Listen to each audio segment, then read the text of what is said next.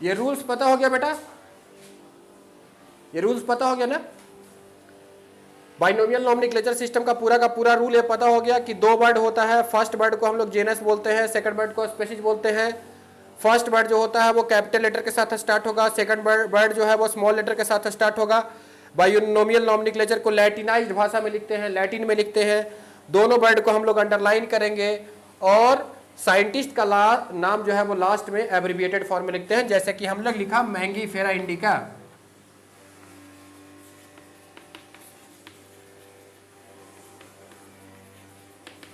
Indica, और last में लिखा बेटा लीन, लीन एब्रिविएटेड फॉर्म में हो गया आपका लास्ट में, ठीक है। और ये दोनों को अंडरलाइन करना है, इन दोनों को हाथ से लिखा है तो दोनों को अंडरलाइन करने का, ठीक है। तो यहां तक समझ में आ गया, बोलिए बच्चों, यहां तक कोई प्रॉब्लम, एनी प्रॉब्लम? आगे बढ़ूं, आगे बढ़ता हूं, ठीक है।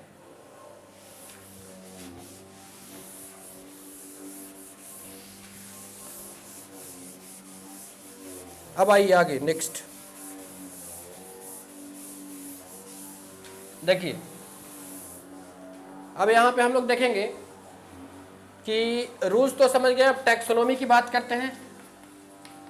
टैक्सोनॉमी, अच्छा ये सब सारा चीज याद है ना, एक बार मैं फिर से रिकैप कर रहा हूं।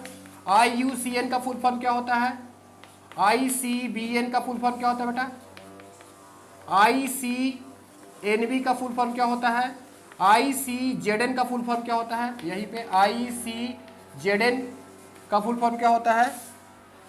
उसके बाद फिर क्या होता है बेटा, ICVN का फुल फॉर्म क्या होता है, ICNCP का फुल फॉर्म क्या होता है, ठीक है।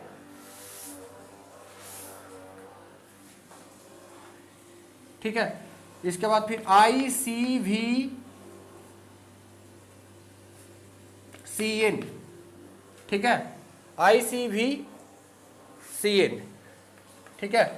इसका फुल फॉर्म क्या होता है, तो इसको हम लोग क्या बोलते हैं, international union for conservation of nature and natural resources, इसको बोलते हैं इंटरनेशनल यूनियन, इसमें क्या हो गया ICBN, international code of botanical nomenclature, और ये हो गया आपका जाकर के ICZN, international code of zoological nomenclature, ठीक है। यहाँ पे NB है, यहाँ पे BN है, यहाँ क्या हो गया, international code for nomenclature of bacteria, और ये क्या हो गया, international code of botanical nomenclature. अभी लोग आप लोग माइक में हैंड राइज करो, एक दो बच्चा हैंड राइज करेगा, एक दो स्टूडेंट हैंड राइज करेगा प्लीज, अगर समझ में आ रही है तो हैंड राइज कीजिए। ओके, रुक जाओ,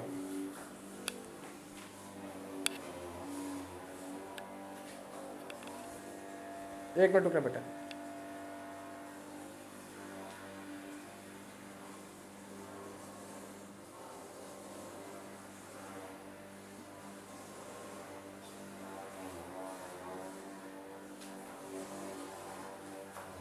बोलो बोलो बेटा, मोहम्मद हुसैन बताइए, आवाज आ रही क्या? हेलो,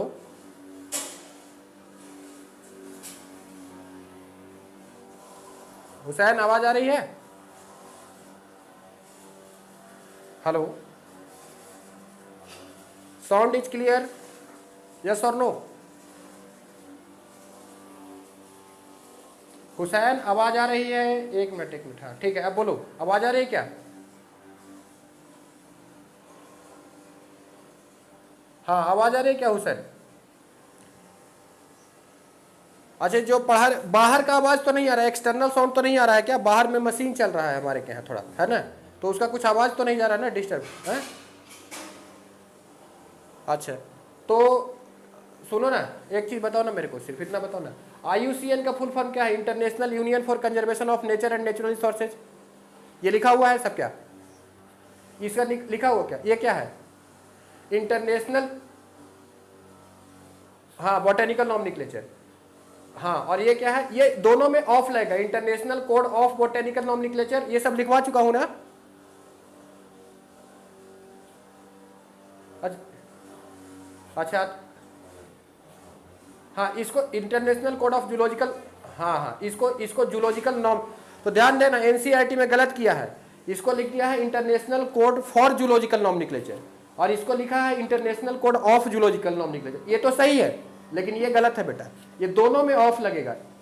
हाँ, एनसीईआरटी में गलत किया है, इसको सही करने का है। और ये क्या है, ये क्या है, इसका है international code of nomenclature for bacteria. इसका क्या है,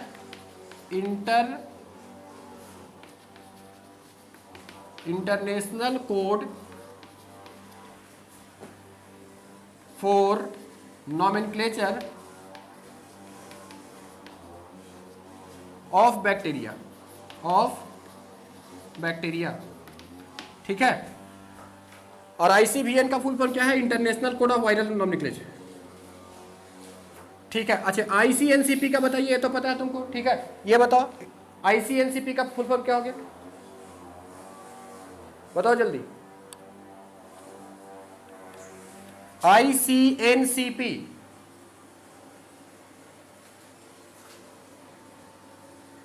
very good, international code of nomenclature for cultivated plant. सुनिएगा, international code of nomenclature for cultivated plant, for cultivated plants, ठीक है, ये हो गया। और आईसीवीसीएन का फुल फॉर्म क्या होता है, international code viral classification and nomenclature, ठीक है।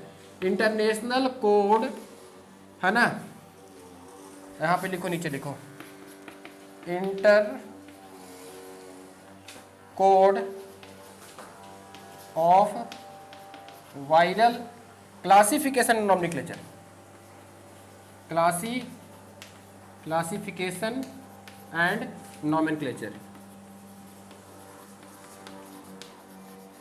ठीक है। तो इतनी सारी बातें फुल फॉर्म याद रखना, ये सब एग्जाम में आने का चांसेज होता है, ठीक है। आगे बढ़ूं, आगे बढ़ जाओ बच्चे लोग, चलो आप आगे बढ़ते हैं।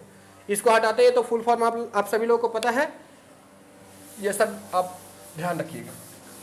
आगे बढ़ते हैं, आइए। अब हम लोग बता रहे हैं कि टैक्सोनॉमी में जो क्लासिफिकेशन करते हैं वो 7 लेवल पे क्लासिफिकेशन होता है। क्लासिफिकेशन कितने लेवल पे होते हैं, 7 लेवल पे, ठीक है। तो जैसे सबसे पहला जो यूनिट होता है उसको हम लोग बोलते हैं स्पेसीज। स्पेसीज से बड़ा क्या होता है बेटा, जीनस। उससे ऊपर क्या होता है, फैमिली। फैमिली से बड़ा क्या होता है बताओ, ऑर्डर। ऑर्डर से ऊपर क्या होता है, बोलिए, क्लास के ऊपर क्या होता है, अगर एनिमल है तो फाइलम, और प्लांट है तो डिवीजन, और सबसे ऊपर में क्या होता है, किंगडम। सबसे ऊपर में क्या होता है, किंगडम। ऊपर वाला दिखाई दे रहा है, कट रहा है, नहीं दिखाई दे रहा है क्या, फाइलम के ऊपर कट रहा है ना, तो फाइलम के ऊपर कट रहा है तो इसको इधर करो, साइड में करो, इधर कर दे रहा हूं। ये दिखाई दे रहा है, यहाँ पे ये दिखाई दे रहा है, हाँ, तो यहाँ पे लिख रहा हूँ, यहाँ पे थोड़ा सा और नीचे लिखते हैं, चलो थोड़ा सा और नीचे लिखते हैं, यहाँ पे किंगडम है ना, ठीक है। तो सबसे हाईएस्ट रैंक किसका है, किंगडम में। इसको हम लोग बोलते हैं टैक्सोनॉमिकल हिरार्की। तो टैक्सोनॉमिकल हिरार्की में कितने हिरार्की बने हुए हैं, 7 हिरार्की बने हुए। काउंट करो नीचे से, 1 2 3 4 5 6 और 7। अच्छा, 7 हिरार्की होता है। और अगर हिरार्की में अगर आप नीचे से ऊपर जाते हैं तो क्या होता है, डाइवर्सिटी बढ़ता है, यानी कि स्पेसीज की संख्या बढ़ जाएगा। यहाँ एक ही स्पेसीज है। एक जीनस किसको बोलते हैं, ग्रुप ऑफ स्पेसीज को। एक जीनस में कई सारे स्पेसीज आ जाएंगे, और एक फैमिली के अंदर में कई सारे जीनस आ जाएंगे, और एक ऑर्डर के अंदर में कई सारे फैमिली आ जाएंगे, एक क्लास के अंदर में कई सारे ऑर्डर आ जाएंगे, एक फाइलम के अंदर में कई सारे क्लास आ जाएंगे, और एक किंगडम के अंदर में कई सारे फाइलम आ जाएंगे, बराबर। इसका मतलब नीचे से ऊपर जा रहे हैं तो क्या बढ़ रहा है, नंबर ऑफ स्पीशीज बढ़ रहा है घट रहा है, बढ़ रहा है। So when we go from, ये एक्चुअली किंगडम ऊपर है, यहाँ पे ऊपर आपको दिखाई नहीं दे रहा तो ऊपर मैं लिख रहा हूँ। जब नीचे से ऊपर की तरफ जा रहे हो तो नंबर ऑफ स्पीशीज क्या हो रहा है बेटा, इंक्रीज कर रहा है। इंक्रीज मतलब ऊपर का एरो दे दिया, इंक्रीज कर रहा है, ठीक। लेकिन जब ऊपर जा रहा हो तो एक चीज डिक्रीज भी कर रहा है। क्या डिक्रीज कर रहा है पता है तुम्हें, सिमिलरिटी डिक्रीज, नहीं सिमिलरिटी डिक्रीज कर रहा है। सिमिलरिटी क्या हो रहा है, डिक्रीज कर रहा है। देखो अभी मान लो कि इंडिया में हो, ठीक है, इंडिया में मान लो तुम कहीं छोटा जगह पे रहते हो, मान लो जहानाबाद में रहते हो, ठीक है, तो जहानाबाद एक छोटा जगह है, वहां पे भी एक गांव में रहते हो, मान लो गांव में बहुत एक दूसरे को सब लोग जानते हैं, है ना, यानी सिमिलरिटी ज्यादा है लोगों को। लेकिन अगर तुम अगर अमेरिका में चल जाओ तो अमेरिका तो बड़ा हो गया है ना, या फिर कहीं और भी चले जाओ, मान लो कि तो बड़े जगह पे चले जाओगे तो तुम्हारी सिमिलरिटी कम हो जाएगी, लोगों से जान पहचान कम हो जाती है। अमेरिका में लोग उतना नहीं जानते क्योंकि हर लोग अलग अलग जगहों से आया रहता है। तो अमेरिका में क्या है, डाइवर्स फॉर्म ऑफ लाइफ है भाई। एक छोटा सा गांव में सब तो वहीं का रहेगा ना, हम थोड़ी गांव में चले जाएंगे या बाहर से कोई थोड़ी गांव में आएगा। गांव वाला सब एक दूसरे को पहचानता है, छोटा सा गांव है 10-12 लोग हैं, वहां पे एक दूसरे को पहचानते हैं। लेकिन एक जब तुम बड़ा कंट्री में चले गए, कहीं सिटी में चले गए, तो एक उधर से आया है एक उधर से आया है, तो ऐसे ही जब नीचे से ऊपर की तरफ जा रहे हैं तो हायर क्लास की तरफ जा रहे हैं, तो हायर क्लास की तरफ जाने में सिमिलरिटी कम हो जाता है और नंबर ऑफ स्पीशीज बढ़ जाता है। नंबर ऑफ स्पीशीज क्यों बढ़ गया बताओ, ज्यादा टाइप के लोग, हाँ नीचे नहीं नंबर ऑफ, हाँ सोचो ना, अगर मान लो अमेरिका में जाए तो अमेरिका में क्या है, इंडिया का भी लोग रहता है ना, जापान के भी लोग रहता है, फ्रांस के भी रहता है, चाइना के भी रहता है, पाकिस्तान के भी लोग रहते हैं, हर जगह के लोग रहते हैं, ठीक है कि नहीं। अमेरिका में हर जगह के लोग रहते हैं, तो वहां पे डिफरेंट टाइप है, टाइप्स डिफरेंट है। लेकिन अगर सिर्फ इंडिया की बात करो तो इंडिया में मान लो जहानाबाद है, जहानाबाद के लोकल ही आदमी रहेगा ना। अभी जहानाबाद में अमेरिका वाला नहीं आएगा, चाइना वाला नहीं आ जाएगा, पाकिस्तान वाला नहीं आ जाएगा, हॉलैंड वाला नहीं आ जाएगा, ऑस्ट्रेलिया वाला नहीं आ जाएगा, यानी वहां पे कम ही लोग हैं, एक दूसरे को जानते हैं, तो वहां पे डाइवर्सिटी कम है, टाइप्स अलग अलग नहीं है। और अगर आप हायर लेवल पे जाओगे तो अलग अलग टाइप के स्पीशीज मिलेंगे, तो नंबर ऑफ स्पीशीज बढ़ गया, इसका मतलब उसमें डाइवर्सिटी भी ज्यादा बढ़ जाएगा। तो देखो एक बेटा है ना, नंबर ऑफ स्पीशीज बढ़ जाएगा, है ना, सिमिलरिटी कम कर गया, तो नंबर ऑफ स्पीशीज बढ़ने का मतलब क्या होता है, डाइवर्सिटी इंक्रीज करना। डाइवर्सिटी क्या हो गया, इंक्रीज कर जाएगा। नंबर ऑफ का मतलब क्या हो गया, डाइवर्सिटी इंक्रीज कर गया, बराबर। नंबर ऑफ स्पीशीज बढ़ने का मतलब क्या होता है, डाइवर्सिटी क्या हो जाता है, इंक्रीज हो जाता है। बात समझ में आ गई कि नहीं आई, बोलिए आ गई ना, क्लियर है ना। तो ये दो फंडामेंटल क्वेश्चन याद रखना, मल्टीपल चॉइस क्वेश्चन में आएगा। अच्छा चलो मैं तुम्हें मल्टीपल चॉइस क्वेश्चन बनाता हूं। मोर क्लोजली रिलेटेड कौन है, आपके पास ऑप्शन दिया, ऑर्डर और फैमिली, ऑर्डर और जीनस, है ना, जीनस और फैमिली, ऐसा दिया हुआ है, ऑप्शन दिया हुआ है, फैमिली एंड जेनस, ठीक है, और जेनस और स्पेसीज। आपको पूछता है first option, second option, third option और फोर्थ ऑप्शन, 4 ऑप्शन दिया हुआ है। आपसे पूछता है कि मोर क्लोजली रिलेशन किसमें है, ये थर्ड हो गया और ये 4 हो गया। बताइए क्या आंसर लगाओगे सही, ज्यादा क्लोज रिलेशन किसमें है, बोलो। जीनस और species, genus, yes right answer, genus और स्पेसीज में सबसे ज्यादा क्लोज रिलेशन है, ठीक है, क्योंकि जो जितना नीचे रहेगा वो उतना, इनमें भी क्लोज रिलेशन है और इनमें भी क्लोज है, लेकिन इन दोनों में जितना कम रिलेशन है उससे भी ज्यादा इतना, नीचे की तरफ जैसे आते हैं सिमिलरिटी बढ़ते जाता है। तो जीनस और स्पेसीज में ज्यादा रिलेशन है, इससे कम इसमें हो जाएगा, और इसमें तो और भी ज्यादा हो जाएगा, इसमें तो और भी ज्यादा हो जाएगा। तो देखो एक ऑर्डर और फैमिली दिया है, एक ऑर्डर और फैमिली दिया हुआ है, एक दिया है ऑर्डर और जीनस, मतलब ऑर्डर और जीनस दिया है, ठीक है, समझ में आया। तो यहां से तुम्हें क्वेश्चन, ये नीट का क्वेश्चन आया हुआ है, देखना उठा करके प्रीवियस ईयर में, है ना, 32 ईयर का पहला क्वेश्चन यही, 32 ईयर में जो लिविंग वर्ल्ड है ना उसका क्वेश्चन यही है बेटा, पहला या दूसरा क्वेश्चन कोई है, मुझे क्वेश्चन याद नहीं है, लेकिन ये क्वेश्चन आया हुआ है एग्जाम में, समझ रहे हो बात को। हाँ नहीं एनसीईआरटी का तो, हाँ देखो भाई एनसीईआरटी का तो रहेगा, मैं 90 क्वेश्चन में तुमको मैं इतना गारंटी दे रहा हूं कि अब जो एग्जाम हो रहे हैं वो 85 क्वेश्चन जो रहेंगे वो एनसीईआरटी का रहेगा। अगर तुम 90 क्वेश्चन बनाते हो तो इस बात को एकदम 100% तुम लिख करके ले जाओ। इस साल भी पेपर आएगा, मैं एनसीईआरटी का लाइन बाय लाइन मैच करा दूंगा, है ना। इस साल जो पेपर आएगा वो एनसीईआरटी का लाइन बाय लाइन मैच कराऊंगा कि कौन से लाइन से क्वेश्चन पूछा हुआ है, समझ लो बात को। तो हर साल एनसीईआरटी का ही क्वेश्चन होता है। 5 क्वेश्चन आपको बड़ा एक्स्ट्रा होता है, 5 क्वेश्चन क्या होता है, एक्स्ट्रा होता है।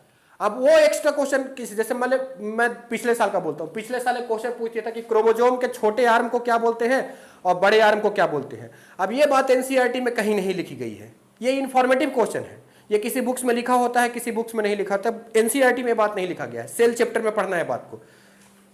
क्रोमोसोम के बारे में सारी इंफॉर्मेशन है, लेकिन छोटा आर्म को और बड़ा आर्म को जैसे पी और क्यू आर्म बोलते हैं बेटा, है ना, पी आर्म और क्यू आर्म बोलते हैं। अब ये इन्फॉर्मेशन है नहीं, इन्फॉर्मेटिव क्वेश्चन है, पूछ दिया, बच्चे को नहीं पता था, लेकिन हम जब पढ़ाते तो सब बात पढ़ा देते हैं कि एक्स्ट्रा भी कुछ पूछेगा तो आपको याद रखना है, ध्यान रखना है, ठीक है।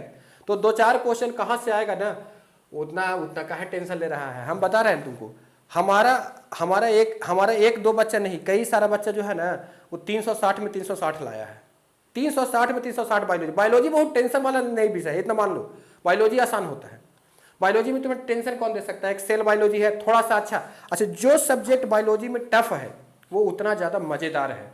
हो सकता है हमें मज़ेदार लगता होगा, है ना, लेकिन इंटरेस्टिंग तो है। Human physiology, plant physiology, genetics, है ना, उसके बाद फिर आपका बायोमोलिकुल्स, सेल बायोलॉजी, ये सब चैप्टर से बहुत क्वेश्चन आते हैं और ये सब चैप्टर इतना इंटरेस्टिंग लगेगा, इतना न्यूमेरिकल अप्रोच है ना इसमें कि मतलब मजा आ जाएगा पढ़ने में। अभी तो ये सब चैप्टर जो चल रहा है ये सब में बहुत ज़्यादा इंटरेस्ट मैं क्रिएट नहीं कर सकता हूँ, चाह करके भी बहुत ज़्यादा इंटरेस्ट क्रिएट करना पॉसिबल नहीं है, क्योंकि ये सब इंफॉर्मेटिव चैप्टर है ना। जैसे हाँ, लेकिन जो चैप्टर कंसेप्चुअल है, सेल से पूरा का पूरा, सेल के बाद जितना भी चैप्टर है वो सब कॉन्सेप्चुअल है। सेल है, सेल के बाद बायोमोलिकुल्स है, फिर बायोमोलिकुल्स के बाद फिर सेल डिवीजन है, उसके बाद फिर तुम्हारा प्लांट फिजियोलॉजी स्टार्ट हो गया है, फिर प्लांट फिजियोलॉजी के बाद फिर तुम्हारा animal physiology, human physiology start हो गया। तो सब कॉन्सेप्चुअल चैप्टर है, मजा आने वाला चैप्टर है सब, ठीक है पूरा।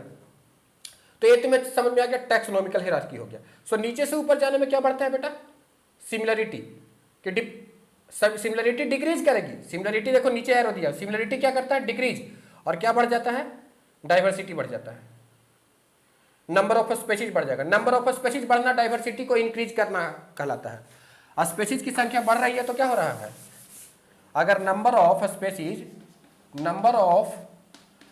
अगर बढ़ रही है तो डाइवर्सिटी इंक्रीज कर रही है।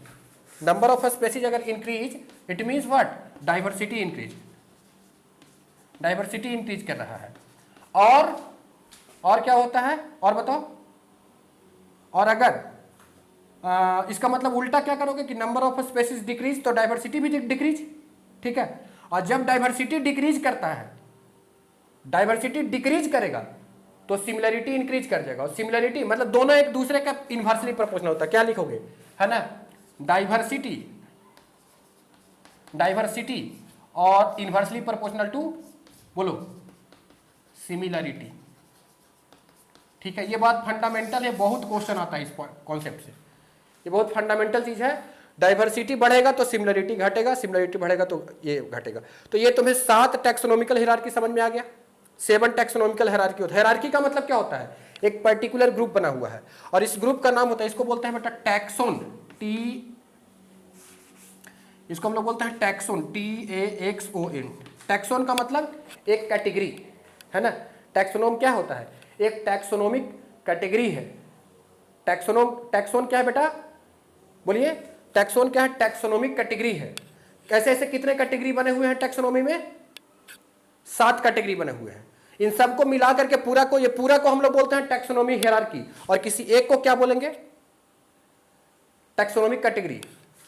हाँ, टैक्सोन बोलेंगे या टैक्सोनोमिक कैटेगरी बोलेंगे, टैक्सोनोमिक कैटेगरी, ठीक है। एक को हम लोग टैक्सोनोमिक कैटेगरी बोलेंगे या टैक्सोन बोलेंगे, और पूरा का पूरा जो होता है, ये पूरा का पूरा जो सीक्वेंस बना हुआ है इसको हायरार्की। हायरार्की का मतलब क्या होता है, सीक्वेंस। हायरार्की का मतलब क्या होता है, सीक्वेंस बोलते हैं। तो इसको हम लोग टैक्सोनोमी हायरार्की बोलते हैं। टैक्सोन सिंगुलर है बेटा, इसका अगर प्लूरल वर्ड पूछे तो टैक्सा होता है। टैक्सा क्या होता है, प्लूरल होता है ना। तो यहाँ पे और लिखो, ये जो डायग्राम है, जो पिक्चर है, वो किसका रिप्रेजेंटेशन है, आ जाओ। जो पिक्चर है किसका है, फिगर किसका मैं दिखा रहा हूँ, टैक्सोनोमिक हायरार्की का, टैक्सोनोमिक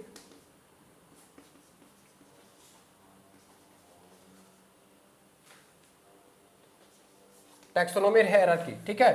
और इसमें कितने टैक्सोन है, टैक्सोनोमी हायरार्की में number of taxon, number of taxon बताओ, नंबर ऑफ टैक्सोन हो गया 7। टैक्सोन पूछे या टैक्सोनोमिक कैटेगरी पूछे कितना हो जाता है, 7 होता है, ठीक है। अब बताओ टैक्सोनोमिक हायरार्की में बेसिक कौन है, सबसे basic unit of taxonomic hierarchy किसको बोलेंगे, basic unit of taxonomic hierarchy किसको बोला जाएगा, स्पीशीज को। सबसे जो छोटा होता है उसको बेसिक बोलते हैं। जैसे ह्यूमन बॉडी का बेसिक यूनिट कौन है, स्ट्रक्चरल यूनिट कौन है बताइए, सेल। तो उसी प्रकार से इसका बेसिक यूनिट कौन है, स्पीशीज। तो क्या लिखोगे, species is the basic unit of taxonomic hierarchy. लिखो स्पीशीज क्या है, species is basic unit of taxonomic hierarchy. Taxonomic hierarchy का बेसिक यूनिट किसको बोलते हैं बेटा, स्पीशीज को।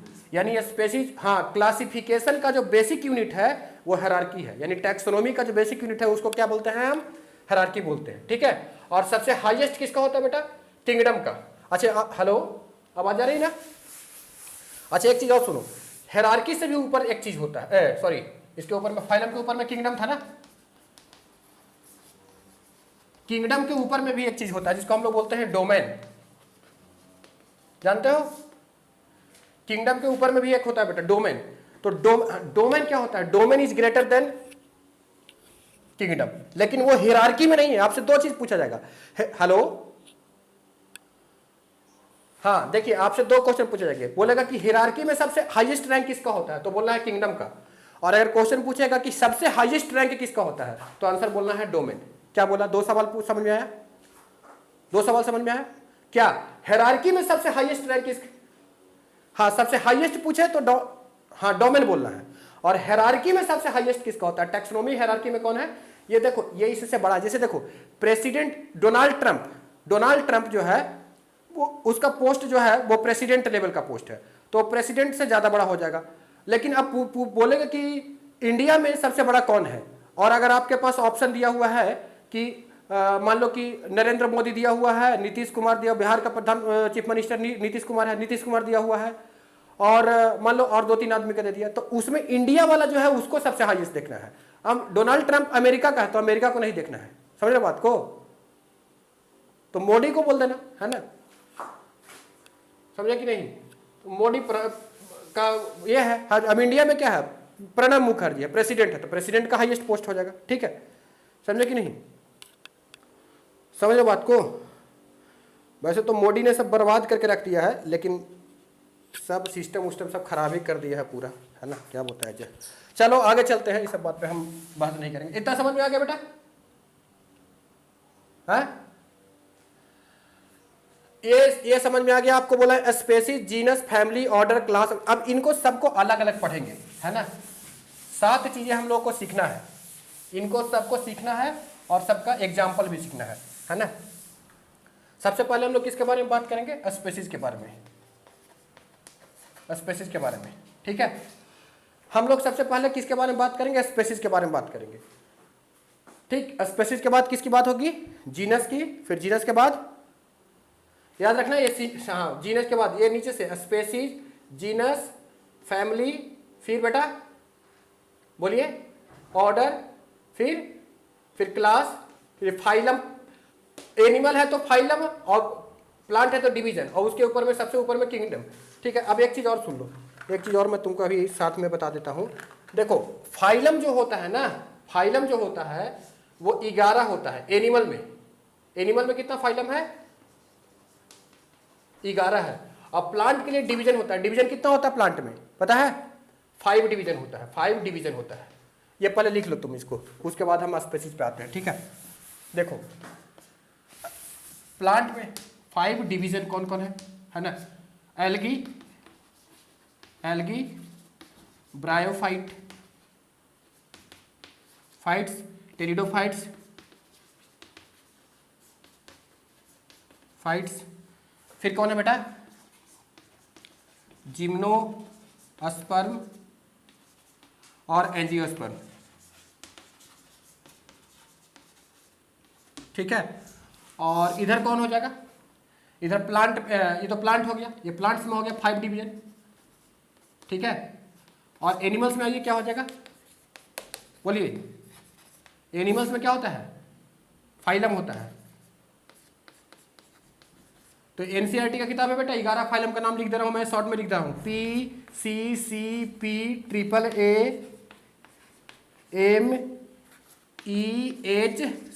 याद रहेगा। बोलो मेरे साथ एक बार रिपीट करो, Porifera, Coelenterata, Ctenophora, Platyhelminthes, Aschelminthes, Annelida, Arthropoda, Mollusca, Echinodermata, Hemichordata, Chordata. बोलिए एक बार, बोलिए मेरे साथ, Porifera, Coelenterata, Ctenophora, Platyhelminthes, Aschelminthes, हाँ Annelida, Arthropoda, Mollusca, Echinodermata, Hemichordata, Chordata.